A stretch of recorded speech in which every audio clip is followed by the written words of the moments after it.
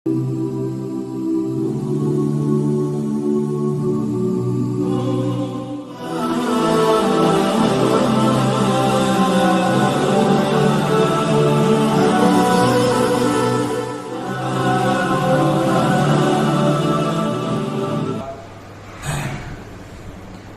سامعین کرام عزیزان گرامی، تمام تعریفیں اس رب کائنات کے لیے سزاوار ہیں جس رب کائنات نے ہم تمام کو ایک مختصر سی زندگی دے کر دنیا میں بھیجا ہے۔ حدیث پاک میں آتا ہے، اللہ کے نبی علیہ الصلوۃ والسلام نے ارشاد فرمایا، اربع من اوتیہن فقد اوتی خیرا من الدنیا والآخرہ۔ چار چیزیں ایسی ہیں، چار نعمتیں ایسی ہیں، من اعطیہن، اللہ تبارک و تعالی جنہیں وہ چار نعمتیں عطا کرے، جس بندے کے پاس وہ چار نعمتیں آ جائیں، فقد اعطی خیرا من الدنیا والآخرہ، پیارے آقا جناب محمد رسول اللہ صلی اللہ علیہ وسلم نے فرمایا، اس بندے کو گویا کہ دنیا اور آخرت کی ساری خوبیوں سے اللہ نے نوازا۔ دنیا اور آخرت کی ساری چیزیں گویا کہ اسے عطا کی گئی۔ چار چیزیں جسے ملی وہ دنیا اور آخرت کی تمام چیزوں کو گویا کہ حاصل کر لیا۔ وہ چار چیزیں کیا ہیں؟ وہ چار نعمتیں کون سی ہیں جسے آقا علیہ الصلوۃ والسلام نے ارشاد فرمایا، جن کے ملنے پر دنیا اور آخرت کی بہتری مل گیا، جسے نبی نے کہا؟ تو پہلی چیز اللہ کے نبی علیہ الصلوۃ والسلام نے فرمایا، قلب شاکر۔ یہ سب سے پہلی نعمت جو اللہ نے اگر دی کسی کو تو وہ سب سے بہتر چیز ہے، دیگر نعمتوں کے مقابلے میں کہا قلب شاکر، شکر کرنے والا دل۔ اللہ تعالیٰ جسے شکر کرنے والا دل عطا کرے، یہ دنیا کی اور آخرت کی بہترین نعمت نبی نے کہا۔ یہ شکر کرنے والا دل اللہ نے جسے دیا، وہ بہترین نعمت کو گویا کہ پا لیا۔ اور قرآن مجید میں بھی شکر کے تعلق سے جگہ جگہ اللہ نے کہا ہے، ما یفعل اللہ بعذابکم ان شکرتم وآمنتم۔ اللہ تعالیٰ تمہیں کیوں عذاب دے گا؟ اللہ تعالیٰ تمہیں عذاب کیوں دے گا؟ اگر تم دو کام کرو گے اللہ تمہیں عذاب نہیں دے گا۔ دو کام کرنے والے پر اللہ کا عذاب نازل نہیں ہوگا، نہ دنیا میں اس پر عذاب آئے گا، نہ آخرت میں اللہ اسے عذاب دیں گے۔ قرآن کہتا ہے، ما یفعل اللہ، اللہ کیوں عذاب دے گا؟ ان شکرتم وآمنتم، کیا دو چیزیں؟ نمبر ایک، اللہ نے کہا اگر تم شکر ادا کرو گے، اللہ کی دی ہوئی نعمتوں پر اگر تم شکر بجا لاؤ گے، وآمنتم، اور تم اللہ پر، اللہ کے رسول پر تم ایمان لاؤ گے، تو پھر اللہ تمہیں کیوں عذاب دے گا؟ تو اس آیت میں اللہ نے کہا شکر گزار پر اللہ کا عذاب نہیں آتا۔ اور اللہ تعالیٰ دوسرے جگہ کا لئن شکرتم لازیدنکم، یہ دنیا میں جو نعمتیں ہم نے تمہیں دی ہے، عطا کیا ہے، اگر اس میں زیادتی چاہتے ہو تو پھر تم شکر بجا لاؤ۔ اور آگے کا لئن کفرتم، نہیں ناشکری کرو گے، شکر ادا نہیں کرو گے تو پھر سننا میرا عذاب بڑا سخت ہے، ان عذابی لشدید، میرا عذاب بڑا سخت ہے۔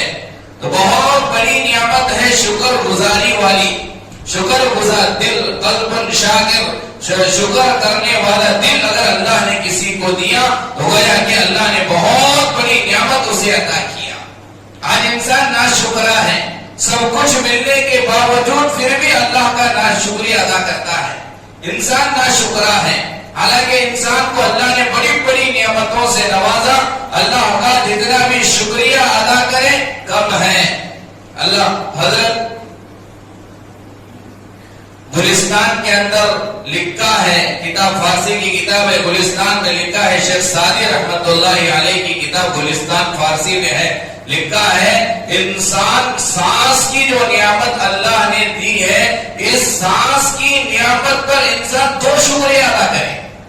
سانس ہم سمجھتے ہیں سانس لینا یہ ایک نعمت ہے، شیخ سعدی نے لکھا ہے کتاب میں گلستان میں فارسی میں کہ نہیں سانس کی نعمت ایک نعمت نہیں 2 نعمتیں ہیں، لہذا سانس کی نعمت پر انسان 2 شکریہ ادا کرے۔ اس کی تفصیل شیخ سعدی نے یوں بیان کی ہے کہ سانس کا اندر لینا الگ نعمت ہے، سانس کا باہر چھوڑنا یہ الگ نعمت ہے۔ اگر اللہ اس میں ایک نعمت دے کر دوسری نعمت چھین لیتا انسان ہلاک ہو جاتا، برباد ہو جاتا۔ تھوڑا سوچیں، تھوڑا دیکھیں، اگر صرف اللہ ہمیں سانس اوپر اندر لینے کی طاقت نعمت دیتا اور باہر چھوڑنے کی نعمت نہ دیتا تو کیسے ہم بچ سکتے ہیں؟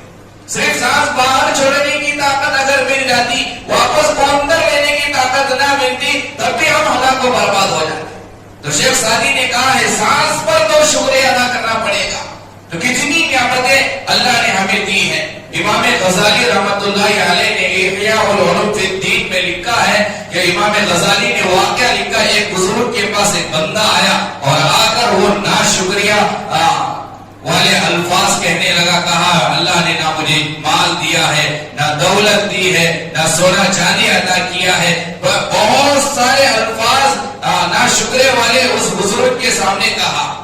امام غزالی نے لکھا ہے بزرگ نے کہا اچھا اگر اللہ تجھے 10,000 درہم دیتا اور آنکھوں کی بینائی کو لے لیتا کیا تجھے یہ چیز پسند ہے؟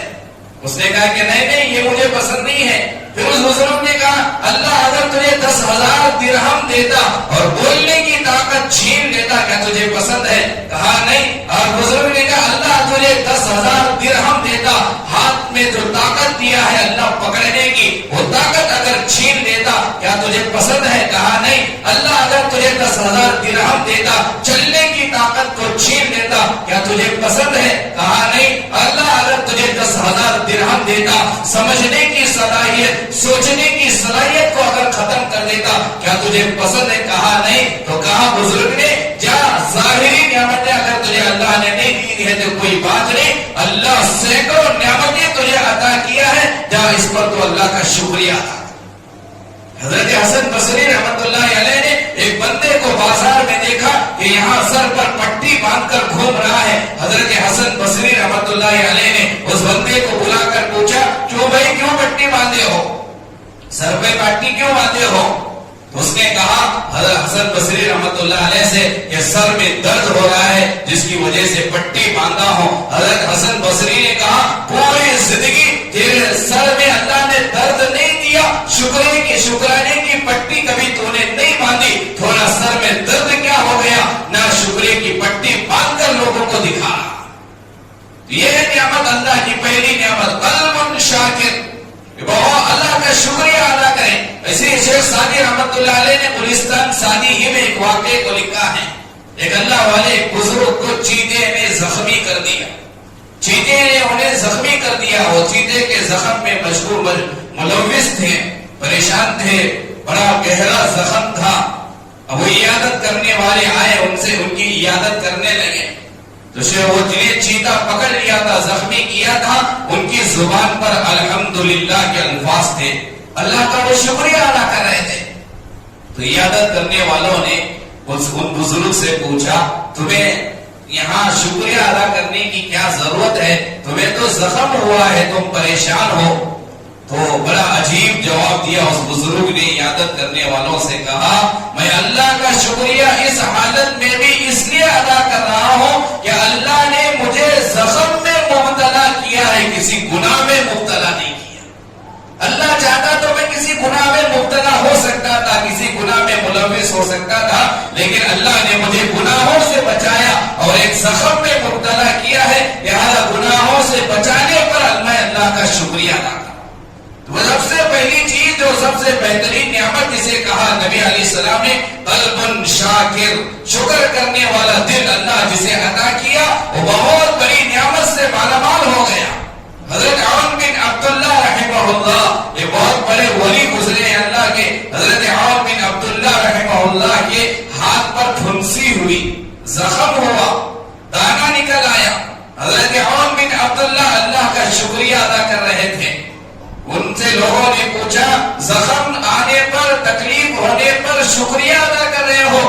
जौहर बिन अब्दुल्ला ने कहने वालों से कहा, अल्लाह का शुक्रिया मैं इसलिए अदा कर रहा हूँ, अल्लाह ने मेरे हाथ पर ये जख्म दिया, ये फुंसी हाथ पर, ये दाना हाथ पर निकल आया है, अगर अल्लाह चाहता तो ये फुंसी मेरी जुबान पर भी निकल आ सकती, जुबान पर निकल आती तो मैं क्या करता। और कहा बिन अब्दुल्ला, अगर ये फुंसी मेरी शर्मगाह पर आ जाती तो इससे बड़ी तकलीफ होती। अल्लाह ने बचाया, शर्मगाह पर फुंसी नहीं दिया, जुबान पर फुंसी नहीं दिया। अल्लाह चाहता तो ये आंख पर भी फुंसी ला सकता था। मैं अल्लाह का शुक्रिया इसलिए अदा कर रहा हूँ कि अल्लाह ने ये तकलीफ मेरे हाथ पर दी। अल्लाह वाले यूं अल्लाह का शुक्रिया अदा करते थे, मुसीबत में भी वो अल्लाह का शुक्रिया अदा करते थे, हालात में भी वो अल्लाह का शुक्रिया अदा करते थे। आज हमारे ऊपर थोड़ी मुसीबत आ जाए, थोड़े हालात बिगड़ जाए, कभी तिजारत में घाटा हो जाए, कभी घर में किसी का इंतकाल हो जाए, फौरन हमारी जुबानों से ऐसे अल्फाज निकलते हैं, बाज मर्तबा उन अल्फाज की वजह से, उन अल्फाज की बुनियाद पर इंसान इस्लाम के दायरे से बाहर निकल जाता है। जवान बेटे का इंतकाल हो जाए, माँ बाप के जुबान पर ऐसे अल्फाज निकलते हैं जिन अल्फाज की वजह से उसके दिल से ईमान खत्म हो जाता है, इस्लाम खत्म हो जाता है। अकाबिरीन की जिंदगी उठाकर देखें, हालात में है, मुसीबतों में है, परेशानियों में है, उन परेशानियों में भी अल्लाह का शुक्रिया अदा कर रहे हैं, उन हालात में भी अल्लाह का शुक्रिया अदा कर रहे हैं। हालात के आने पर इंसान अल्लाह से दूर नहीं होना है, इंसान और अल्लाह से करीब होना है।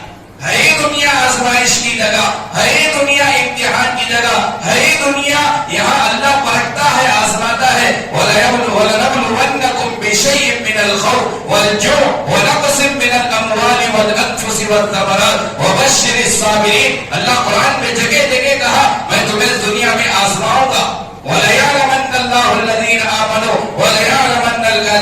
अल्लाह जानना चाहता है, परखना चाहता है कौन सच्चे हैं, कौन झूठे हैं, कौन हालात आने पर साबित कदमी के साथ जमे रहेंगे और कौन हालात आने पर इस्लाम से, ईमान से दूर होंगे। तो हालात के आने पर अल्लाह का शुक्रिया अदा करना, अल्लाह के करीब होना।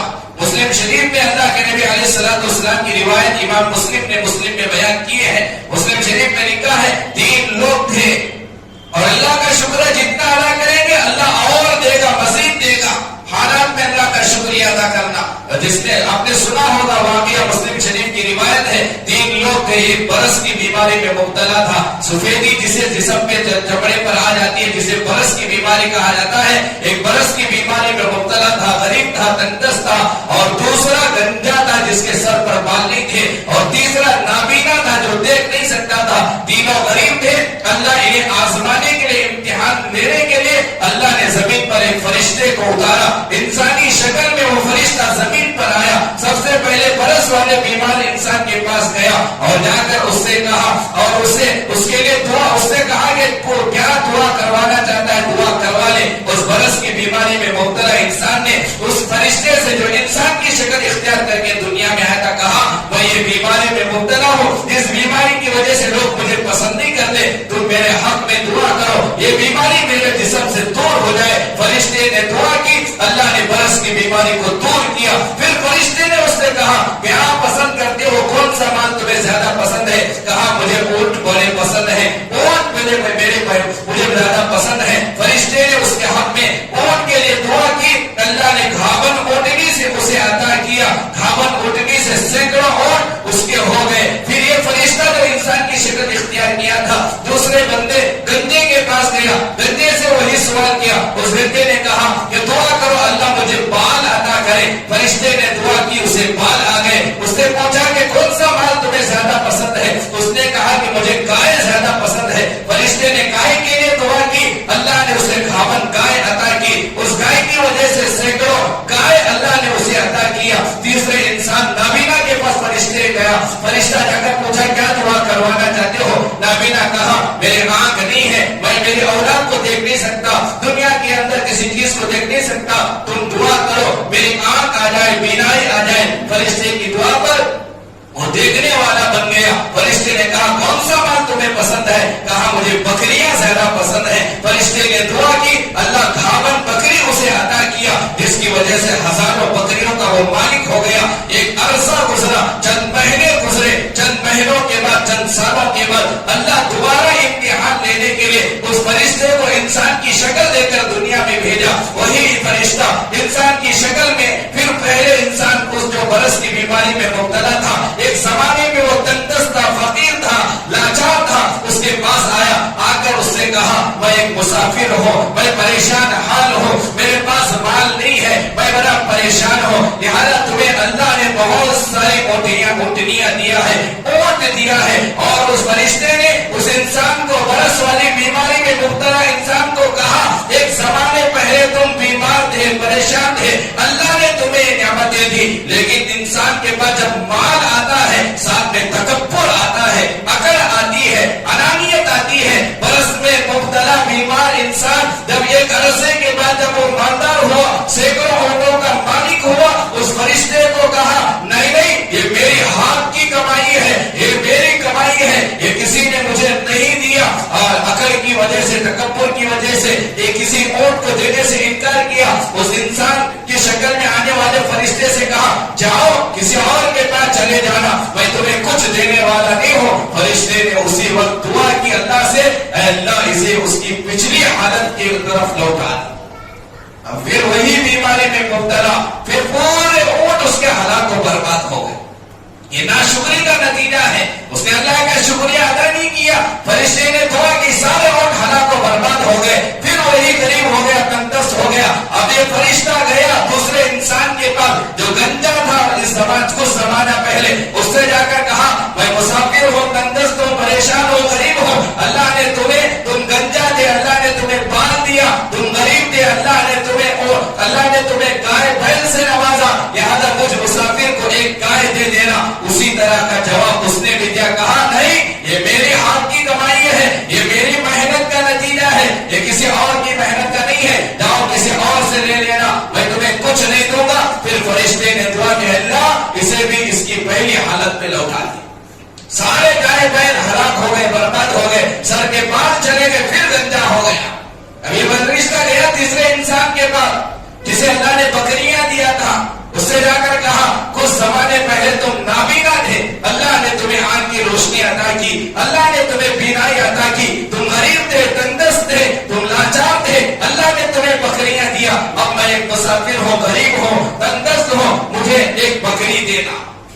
وہ اللہ کا شکریہ ادا کرنے والا تھا. اس نے کہا تم ٹھیک کہتے ہو, تم سچ کہتے ہو, میں پہلے اندھا تھا, اللہ نے مجھے روشنی دی, میں غریب تھا, اللہ نے مجھے بکریاں دی. یہ جو دو پہاڑوں کے درمیان یہ سووں کی تعداد میں, ہزاروں کی تعداد میں یہ جو بکریاں ہیں, یہ میری کمائی نہیں, یہ اللہ کی دی ہوئی نعمت ہے. جاؤ جا کر جو بکری لینا پسند کرتے ہو بکری لے لو, جتنی بکریاں لینا پسند کرتے ہو لے لو, یہ اللہ کی دی ہوئی ہے. فرشتے نے اس بکریوں کے مالک سے اس اندھے سے کہا میں لینے کے لیے نہیں آیا تھا, میں امتحان لینے کے لیے آیا تھا, میں فرشتہ ہوں, مجھے کوئی بکری نہیں چاہیے, جاؤ تم کامیاب ہو گئے, اللہ تمہیں مزید عطا کرے گا. اللہ اور مزید نعمتوں سے اس بندے کو نوازا. تو بندہ جب اللہ کا شکریہ ادا کرتا ہے, اللہ چھینتا نہیں, اللہ کسی نعمت کو لیتا نہیں, اللہ اور عطا کرتا ہے, اللہ اور عطا کرتا ہے. تو حالات آنے پر اللہ کی ناشکری نہیں کرنا, اللہ کا شکریہ ادا کرنا. اللہ حالات لاتے ہیں آزمانے کے لیے, اللہ حالات آتے ہیں امتحان لینے کے لیے, اللہ دیکھنا چاہتے ہیں. اللہ نے جگہ جگہ قرآن میں کہا نہیں بغیر امتحان کے کیسے تم پاس ہوگے, تمہیں تو ہم آزمائیں گے. حضرات انبیاء پر حالات آئے, حضرات صحابہ پر حالات آئے, اولیاء پر حالات آئے, تابعین تبع تابعین پر حالات آئے. انہوں نے حالات آنے پر استقامت کے ساتھ جمے رہے, پیچھے نہیں ہٹے. تو جب ہم پر بھی حالات آئے ہم نمازوں سے دور نہ ہوں, ہم پر حالات آئے ہم اللہ کی ناشکری نہ کریں, ہم اللہ کا شکریہ ادا کریں. انشاءاللہ اللہ حالات کو دور کرے گا. اور ان حالات پر صبر کرنے کی وجہ سے قرآن کہتا ہے بشر الصابرین, ان کے لیے بشارتیں ہیں, دنیا میں بھی بشارتیں, آخرت میں بھی بشارتیں. اور دنیا میں حالات کو دور کر کے اللہ مزید نعمتیں عطا کرے گا. فإن مع العسر يسرا, ان مع العسر يسرا. گزشتہ جمعہ میں نے بتایا تھا کہ دو معرفہ کے بعد جب دو نکیرہ آتے ہیں وہ دو معرفہ ایک سمجھا جائے گا, دو نکیرہ الگ الگ سمجھا جائے گا. علماء جانتے ہیں مطلب یہ ہے ایک مصیبت جب اللہ کسی بندے پر لاتے ہیں تو اس ایک مصیبت پر بندہ جب صبر کر لیتا ہے, اللہ اس ایک مصیبت کے پر صبر کے بدلے دو نعمتیں اللہ عطا کرتے ہیں, دو راحتیں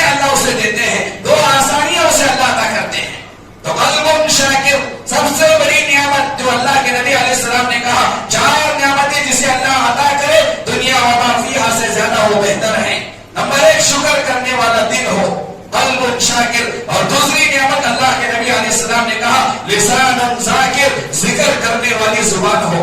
اللہ معاف کرے آج ہماری زبانوں پر اللہ کی یاد نہیں ہے, آج ہماری زبانوں پر اللہ کا ذکر نہیں ہے. اسی لیے آج ہمارے زندگیوں سے سکون و اطمینان ختم ہو گیا. آج ہر انسان پریشان ہے, ہر انسان ٹینشن میں ہے. لاکھوں روپے ہے, لاکھوں روپے کا مالک ہے, لیکن پھر بھی اس کی زندگی میں سکون نہیں ہے.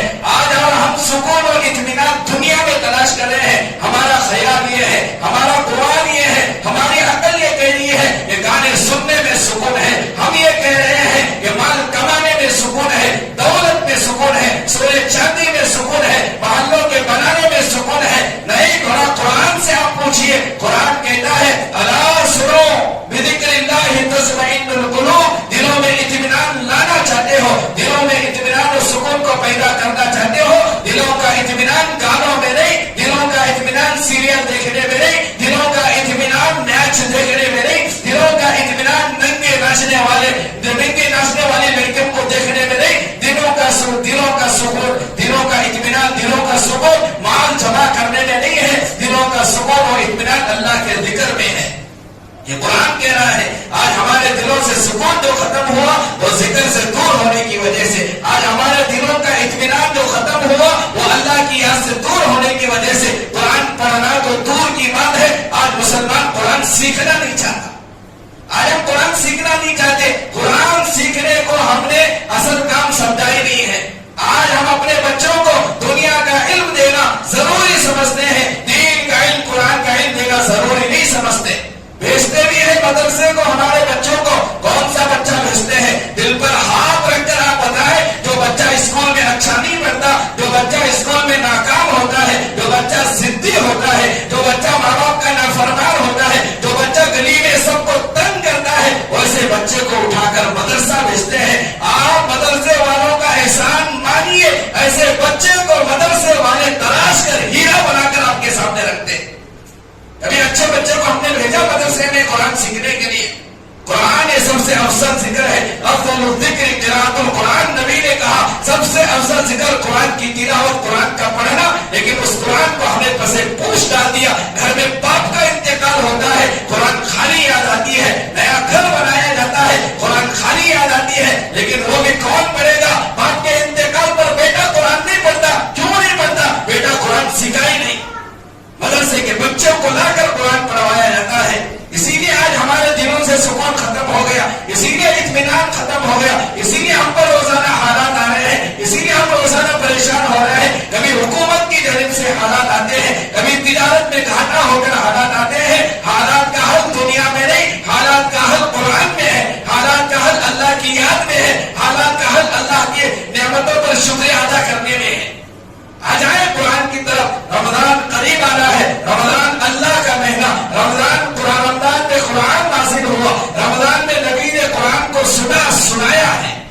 ابھی سے آ جائے, رجب کا مہینہ آدھا گزر گیا, قرآن کی طرف متوجہ ہو. قرآن کا حق ہے, تھوڑا جا کر دیکھیے جو قرآن ہم نے رکھا ہے اٹھا کر الماری کے اوپر, الماری کے اندر, کتنے دن ہوا ہوگا اسے چھو کر, کتنے دن ہوا ہوگا اسے پکڑ کر, کتنے دن ہوا ہوگا اسے کھول کر دیکھ کر. اور روزانہ قرآن ہم پر لعنت بھیج رہا ہو, روزانہ ہمیں بددعا دے رہا ہے. لا کر سجا کر رکھ دیے, اٹھا کر دیکھنے کی فرصت نہیں. کتنے لوگ ایسے ہیں جن کی صبح اس وقت تک مکمل نہیں ہوتی جب تک وہ اخبار نہیں پڑھتے, نیوز نہیں پڑھتے, نیوز نہیں دیکھتے, لیکن قرآن صبح میں یاد نہیں آتا. لسان ذاکر, زبان ذکر کرنے والی زبان اللہ نے جسے عطا کیا, اور سب سے بڑی نعمت اللہ نے اسے عطا کی. اس نعمت سے آج ہم محروم ہیں.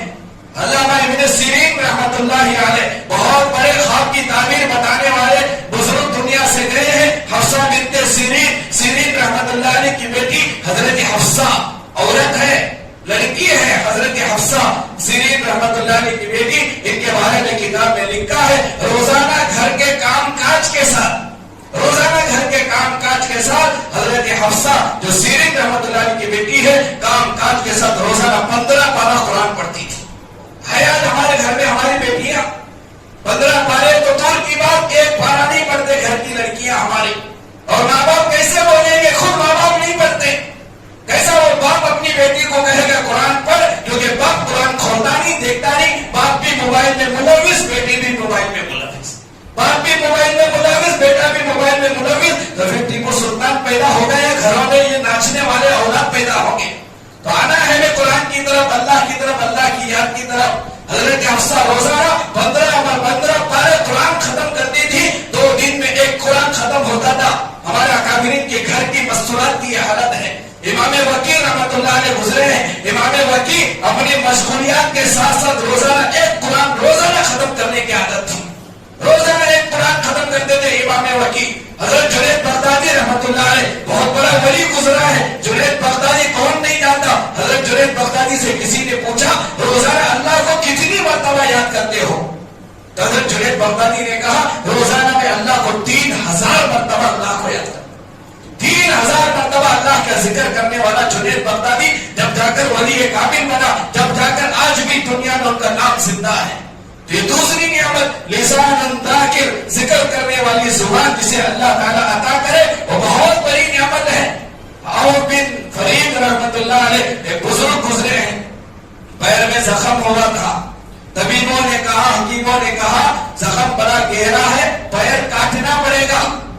عوف بن فرید سے حکیموں نے کہا تمہیں سند کر دیا جائے گا، تمہیں بے ہوش کر دیا جائے گا، تمہیں بے ہوش کر کے تمہارے پیر کو کاٹا جائے گا. بڑے بزرگ تھے، اللہ والے تھے، ہمیشہ اللہ کا ذکر کرنے والے. اور بن فرید نے حکیموں سے کہا میں نے زندگی میں کبھی ایسا وقت غافل گزارا نہیں ہے جس وقت میں اللہ کی یاد میں مشغول نہ ہو. اگر تم مجھے بے ہوش کر کے اگر تم میرے پیر کا آپریشن کرو گے، کاٹو گے، تو جتنا وقت بے ہوشی میں گزرے گا اتنا وقت میں اللہ کی یاد سے غافل رہوں گا.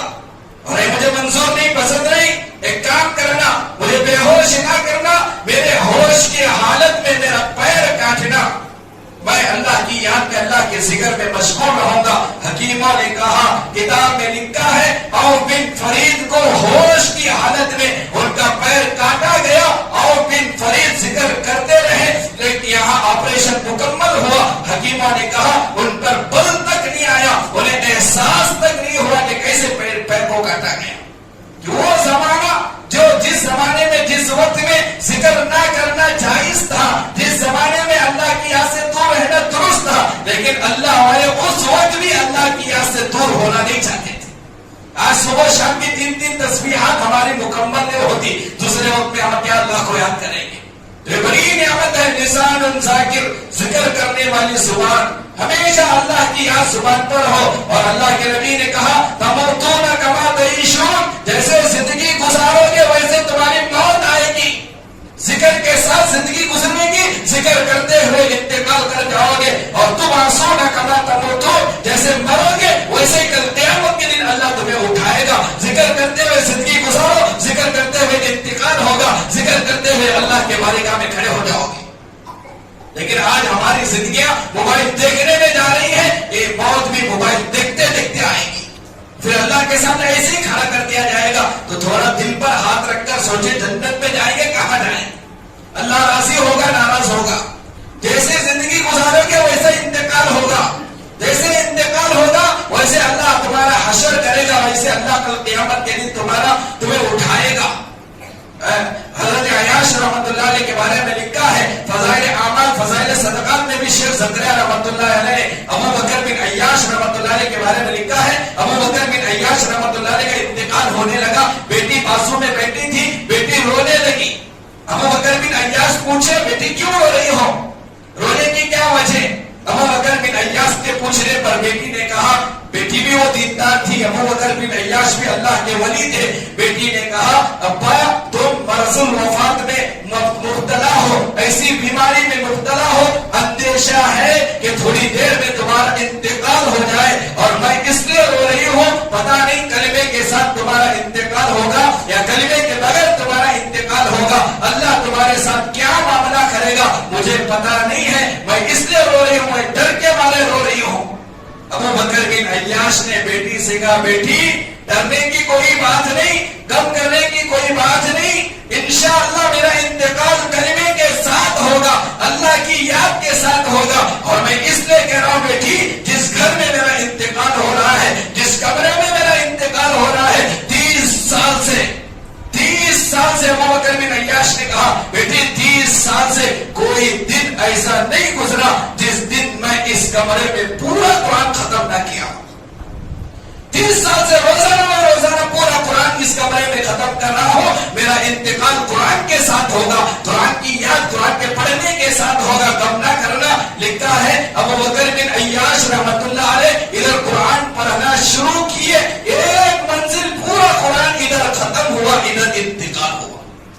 4-5 پارے قرآن پڑھتے رہے, ادھر ایک منزل قرآن ختم ہوا, ادھر انتقال ہوا. تو موت ویسے آئے گی جیسے ہم زندگی گزاریں گے. زندگی میں ذکر زبان پر رہے گا, انتقال کے وقت میں کلمہ نصیب ہوگا. سبحان اللہ بولتے ہوئے دنیا سے جائیں گے, الحمدللہ بولتے ہوئے دنیا سے جائیں گے, اللہ اکبر بولتے ہوئے دنیا سے جائیں گے. زندگی میں قرآن پڑھتے رہیں گے, قرآن پڑھتے ہوئے دنیا سے جائیں گے. یہ میری بات نہیں, یہ اللہ کے نبی کی بات ہے. تموتون کما تعیشون, اللہ ویسے تمہیں موت دے گا جیسے تمہاری زندگی گزرے گی. 2 نعمتوں کا تذکرہ ہوا, آئندہ 2 جمعہ میں انشاءاللہ 2 نعمتوں کا تذکرہ ہوگا. اللہ تعالیٰ شکر کرنے والا دل, ذکر کرنے والی زبان ہم تمام کو عطا کرے. آمین. وآخر دعوانا الحمدللہ رب العالمین. جو حضرات سنت